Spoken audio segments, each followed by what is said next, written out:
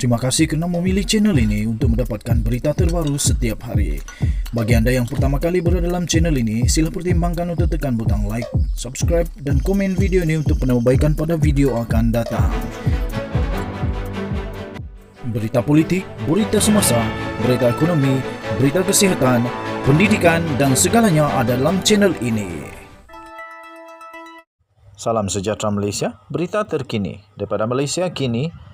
Lim terkejut kerajaan Muhyiddin hidupkan semula projek terpalit skandal era Najib Razak. Bekas Menteri Kewangan Lim Guan Eng menyatakan rasa terkejut dengan tindakan Tan Sri Muhyiddin Yassin ketika menjadi Perdana Menteri yang menghidupkan kembali dua projek saluran paip yang terpalit dengan skandal pentadbiran Najib Razak. Ia berkaitan dengan projek saluran paip pelbagai produk petroleum MPP dan saluran paip gas Trans Sabah TSGP dikendalikan Suria Strategic Energy Resources Sdn Bhd SSER, anak syarikat milik penuh Kementerian Kewangan MOF. Kedua-dua projek ini adalah salah satu skandal kewangan paling tidak masuk akal dari pentadbiran Najib kerana SSER telah membayar ringgit Malaysia 8.3 bilion atau 88% daripada 9.4 bilion nilai pembinaan projek tersebut. Walaupun penyiapan kerja berperingkat yang belum diaudit hanya pada tahap 13%, kata Lim Guan Eng dalam kenyataan pada hari ini. Sebelum ini, bekas pegawai khas Najib, Amhari Effendi Nazaruddin, ketika memberi keterangan dalam perbicaraan rasuah 1MDB berkata, projek SSER adalah antara beberapa urus niaga mega yang ditawarkan kepada China untuk membantu menyelamatkan 1MDB.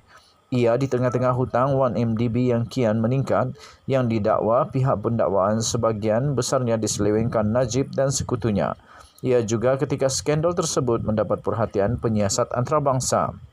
Lim, yang menjadi Menteri Kewangan di bawah pentadbiran PH pada 2018 hingga 2020 telah membatalkan projek SSER. Lim juga mempersoalkan mengapa Muhyiddin menghidupkan semula projek tersebut tanpa mengambil tindakan terhadap pihak yang terlibat. Persoalannya, mengapa Muhyiddin Yassin tidak mengambil sebarang tindakan terhadap pelaku kesalahan kewangan yang luar biasa dan besar ini yang membayar berbilion ringgit untuk kerja yang tidak disiapkan dengan 88% pembayaran untuk 13% kerja, kata Lim Guan Eng.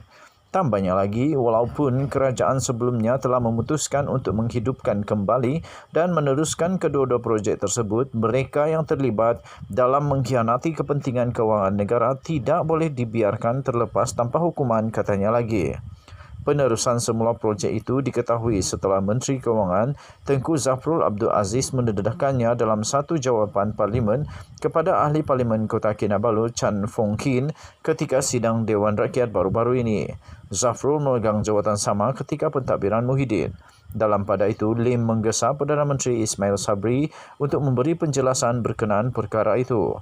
Perdana Menteri harus menjelaskan peranannya dalam pentadbiran sebelumnya dan menetapkan haluan untuk memastikan bukan saja kepentingan kewangan negara dilindungi, tetapi mereka yang terlibat dalam menipu negara mereka sendiri dikenakan hukuman yang berat, kata Lim Guan Eng. Tambahnya lagi, kegagalan untuk berbuat demikian akan menunjukkan Ismail tiada beza dengan bekas Perdana Menteri sebelum ini yang menutup mata dan bahkan berusaha untuk menutup jenayah kewangan seumpama itu, katanya lagi dalam kenyataan itu. MPP membabitkan projek saluran paip petroleum pelbagai produk sepanjang 600 km yang menghubungkan Melaka dan Port Dickson, Negeri Sembilan ke Jitra di Kedah dengan kos 4.53 bilion yuan dan ringgit Malaysia 2.53 bilion atau kira-kira 5.35 bilion.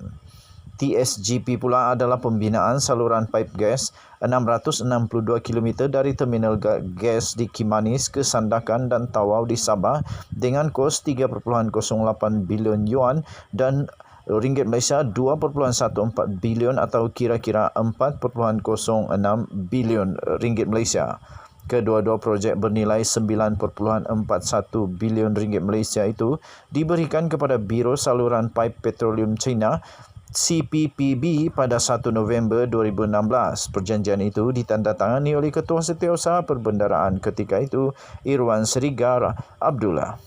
Sekian berita, salam sejahtera Malaysia. Kita jumpa lagi. Bye-bye.